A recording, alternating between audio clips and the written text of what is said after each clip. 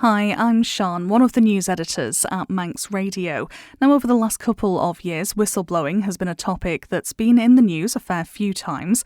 Over the last couple of years, government has made some policy changes, but one MHK, who previously chaired a select committee looking into whistleblowing, says those policies are still quite weak. I sat down with Onchan MHK Julie Edge to find out more. What I learned was anybody that was coming forward with regards to whistleblowing and keen to speak to the committee, it was clear there was a lot of process failures or the policy wasn't being adhered to.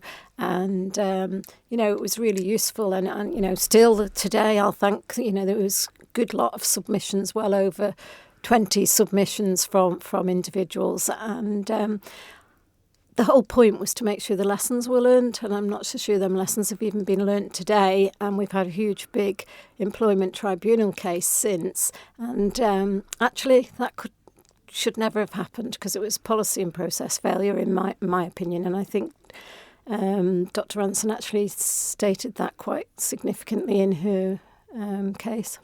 And you've touched on it there, but there were lots of recommendations from that committee. 5 years on from that report, has enough been done? I think it's really good that the legislation change has come in and the prescribed persons has been updated. Most recently, the Department for Infrastructure, for Enterprise Minister brought that through.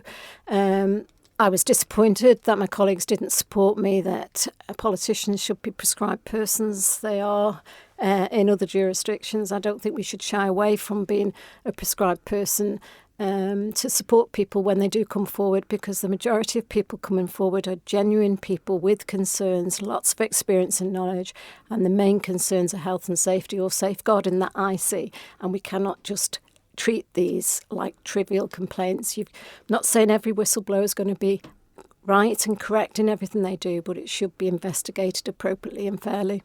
How big a barrier can that be for a whistleblower, not having someone perhaps outside of their department like a politician to speak to? So obviously the prescribed persons list has got various people that you can go to, but for example, I think particularly in education, obviously that was an area of interest to me. They're only prescribed for specific things, which is safeguarding in education. So when it could be health and safety, there's regulatory arms that could be approached. However, they're not included necessarily in our legislation. So particularly, say the electricity employees, or if it is gas, I can't see anywhere that's really covered significantly in the island. But the main concern and what we did manage to achieve was getting the General Medical Council and recognition as a prescribed person on the Isle of Man, and that was significant and long overdue. Now, one of your colleagues in the House of Keys, Tim Glover, he put together a paper on whistleblowing as well. I understand this was shared with members late 23, early 24. What were your thoughts on that paper? Well, it was a good exercise of gathering information and doing some research, and key behind it, and fair dues to Tim. He was looking to see if the whistleblowing committee's work had been complied with, and it was clear at that point a lot of it wasn't. And the one area actually that I've looked it up today is the one area that really concerns me was there's supposed to be statutory training for all government employees.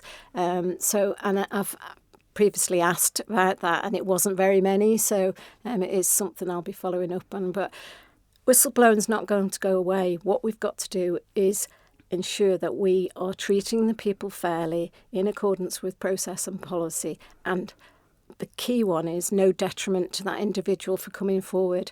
And what I'm actually seeing is there's been no change in culture since the huge employment tribunal to Isle of Man government.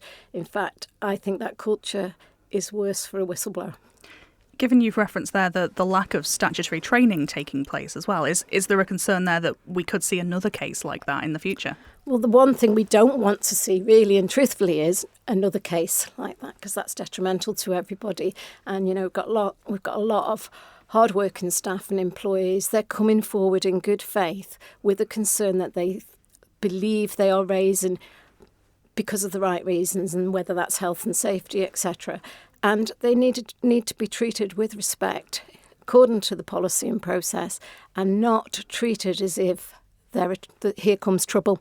And that's totally inappropriate. What we need is to ensure that all managers are highly trained and qualified to be dealing with individuals in the first place. Shouldn't be a manager unless you've had further training outside of maybe you've got a degree, but you need to understand how to manage people.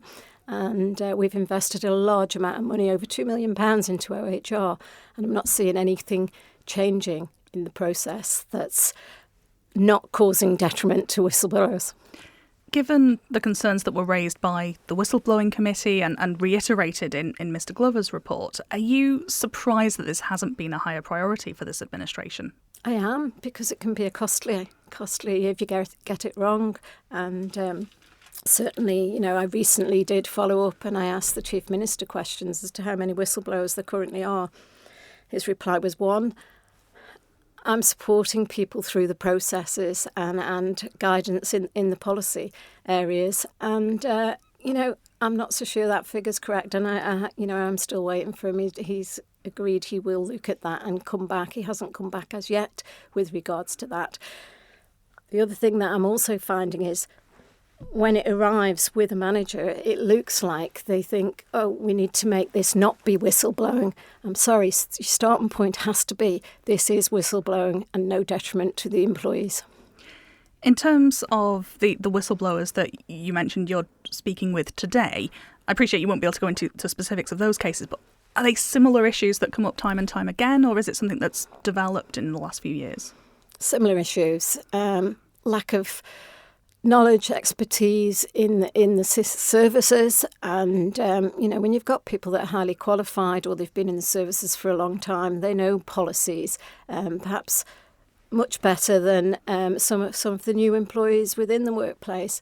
It's just complete breakdown of relationships is what I'm seeing the minute a whistleblower comes forward, and that's not how we should be treating anybody. We should be treating them because they're doing it in the public's interest. The public of the Isle of Man deserve their cases to be thoroughly investigated, and the outcome could be, yes, it was whistleblowing and there was wrong and we can put things right, or the outcome could be, no, sorry, you didn't quite get that right, but this is what we're going to do. It's a collaborative approach, really, to make sure that the Isle of Man is being served by the best civil servants, best public servants, and if they raise concerns that are of public interest, we need to be taking that seriously and not treating it as if it's a problem that's come through the door. There's just over a year now left for this administration. What would you like to see done in the next 12 months to tackle this? I've met with the Chief Minister. I've told him my concerns. I'm very aware of what's happening to individuals and the detriment to them. And, my concern going to him was we don't want another huge case on the Isle of Man that's going to cause reputational damage to the Isle of Man, to the services and to the hard-working people. So let's deal with it appropriately and correctly. I have made a couple of suggestions to him, whether he'll take them up. If I don't get anywhere, I'll certainly be bringing forward a motion to Tim Ward. And, I know Mr Glover did that dossier and, a couple of years ago now, but nothing's happened since that. And, my approach would always be we need change here if it's not been rectified. We need the policies updated because they're quite weak at the present time for whistleblowing, and it should be seen as an urgent rather than currently it's another whistleblower. I'm sorry, if you can get this right at the start, the costs and the detriment that people are suffering and the costs using the AGs, etc., because, internal government can do that. Well, the individual doesn't have that same equality of arms.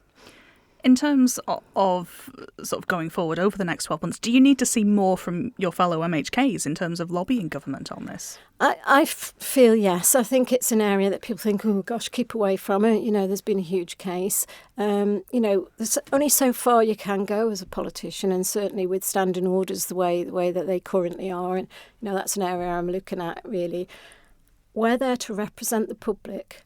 if a public interest disclosure comes in and somebody approaches you because they've actually got to the end of their tether at that point, it's not that they bring you in right at the start, it's because something's gone wrong and we need to stop it going wrong in the first place, make sure it's clear policy for everybody to be simple to follow. Everybody should be trained on it.